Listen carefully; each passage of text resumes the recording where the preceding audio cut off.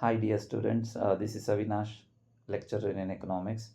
As I already told you guys, I'm just going to explain the question bank which is provided by the PU board.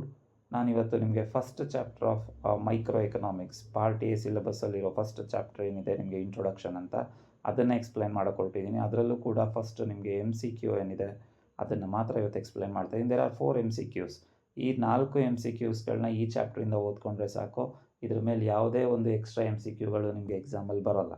So that let me explain the first MCQ question in this chapter, that is the scarce resources of an economy have dash ಅಂತ ಕೇಳಿದ್ದಾರೆ. There are 4 options. Option A competing usages, option B single usage, option C unlimited usages and option D limited usage. ಇಲ್ಲಿ ನೇಮಲ್ಲಿ answer is the competing usages guys. ಏನದು competing usages ಅಂದರೆ ಏನಂದರೆ ಹಾಗಾದರೆ ಅಂತ ತಿಳ್ಕೊಬೇಕಾಗುತ್ತೆ ನೀವು. So competing usages, name only says that competing means you can remember the term competition. ಅದನ್ನು ನೆನಪು ಕಾಂಪಿಟೇಷನಲ್ಲಿ ಇದು ಯೂಸ್ಗಳಾಗುತ್ತವೆ ಅಂತ ನೀವು ಬೇಕಾದ್ರೆ ಅರ್ಥ ಮಾಡ್ಕೊಬೋದು. But actual meaning competitive usages ಅಂತಂದರೆ it is nothing but alternative uses. Scarce resources ಅಂದರೆ ಏನು? Shortage of something. ಯಾವುದಾದ್ರೂ ಗೂಡ್ಗಳು ಶಾರ್ಟೇಜ್, ರಿಸೋರ್ಸಸ್ ಶಾರ್ಟೇಜ್ ಇತ್ತು ಅಂತಂದರೆ ಅದನ್ನು ನಾವು ಸ್ಕೇರ್ಸಿಟಿ ಅಂತ ಕರಿತೀವಿ. ನಿಮಗೆ ಗೊತ್ತಿದೆ ಆಲ್ರೆಡಿ ಅದು. So let us take an example of electricity. ಎಲೆಕ್ಟ್ರಿಸಿಟಿನ ನಾವು ಯಾವುದಾದ್ರೂ ಒಂದೇ ಒಂದು ಯೂಸ್ಗಳಿಗೆ ಮಾತ್ರ ಯೂಸ್ ಮಾಡ್ಕೋತೀವ? ಇಲ್ಲ, it is having multiple uses. ಹೌದಲ್ವಾ? ತುಂಬ ಮಲ್ಟಿಪಲ್ ಯೂಸಸ್ ಇದೆ. ಅದನ್ನು ನಾವು ಮೊಬೈಲ್ ಚಾರ್ಜ್ ಮಾಡೋಕ್ಕೆ ಯೂಸ್ ಮಾಡ್ಬೋದು, TV ನೋಡೋಕ್ಕೆ ಯೂಸ್ ಮಾಡ್ಬೋದು, ಅಥವಾ ಲೈಟ್ಗಳನ್ನ ಹಾಕೋದಕ್ಕೆ ಯೂಸ್ ಮಾಡ್ಬೋದು ಅಲ್ವಾ? There are multiple uses of scarce resources, that is electricity. ಅದನ್ನು ಎಕ್ಸಾಂಪಲ್ ತೊಗೊಳ್ಳೋದಾದರೆ ಅದನ್ನೇ ನಾವು ಕಾಂಪೀಟಿಂಗ್ ಯೂಸಸ್ ಅಂತ ಕರಿತೀವಿ. ಆ ಯಾವುದು ಸ್ಕೇರ್ಸ್ ಇರುತ್ತೆ ರಿಸೋರ್ಸಸ್ಸು ಅದೆಲ್ಲ ಕಾಂಪೀಟಿಂಗ್ ಯೂಸಸ್ ಇರುತ್ತೆ, ಆಲ್ಟರ್ನೇಟಿವ್ ಯೂಸಸ್ ಇರುತ್ತೆ. ಯಾವುದೇ ಒಂದು ಪರ್ಟಿಕ್ಯುಲರ್ ಒಂದೇ ಒಂದು ಯೂಸ್ ಇರಲ್ಲ, ಅಥವಾ ಅನ್ಲಿಮಿಟೆಡ್ ಯೂಸಸ್ಸು ಇರಲ್ಲ. ಅದಕ್ಕೆ it is just having competing uses. ಇದು ಮೊದಲನೇ ಕ್ವೆಶನ್ಗೆ ಆನ್ಸರ್ ಆಗುತ್ತೆ. In the second question, which of the following is an example of microeconomic study ಅಂತ ಕೇಳಿದ್ದಾರೆ. There are 4 options again. Option A national income, option B consumer behaviour, option C unemployment and option D foreign trade. The answer is consumer behaviour. ಏನಕ್ಕೆ consumer ಬಿಹೇವಿಯರೇ ಏನಕ್ಕೆ ಆಗಬೇಕು ಇದಕ್ಕೆ?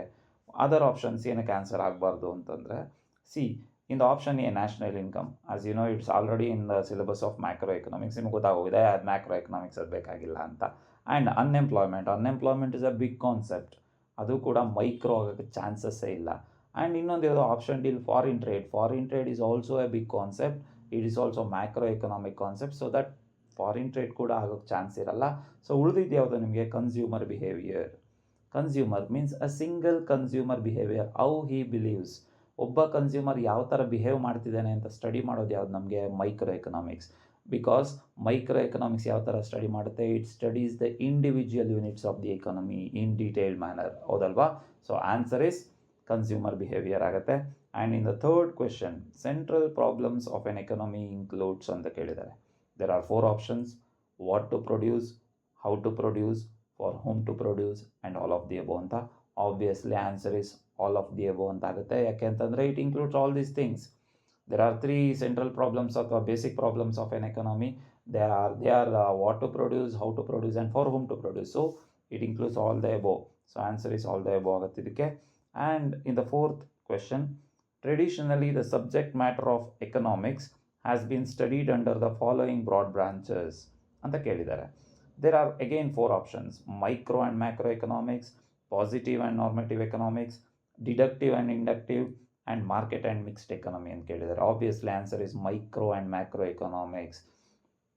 ನಿಮ್ಮ ಸಿಲೆಬಸ್ಸಲ್ಲಿರೋದು ಕೂಡ ಇದೇ 2 ಬ್ರಾಂಚ್ಗಳು, micro economics and macro economics ಅಂತ ನಿಮಗೆ ಗೊತ್ತಿದೆ. ಏನಕ್ಕೆ ಅದೇ ಆನ್ಸರ್ ಅಂತಂದರೆ, positive and normative it is not branch of economics, they are just types of economics. ಇನ್ನು ನಿಮಗೆ ಮಾರ್ಕೆಟ್ ಆ್ಯಂಡ್ ಮಿಕ್ಸ್ಡ್ ಎಕಾನಮಿ ತಗೋತೀನಿ ಅಂದರೆ they are the types of economic systems, not economic branches. ಅದಾದಮೇಲೆ ನಿಮಗೆ ಡಿಡಕ್ಟಿವ್ ಆ್ಯಂಡ್ ಇಂಡಕ್ಟಿವ್ ಅದು ಆಗೋಕ್ಕೆ ಚಾನ್ಸೇ ಇಲ್ಲ ನಿಮಗೆ.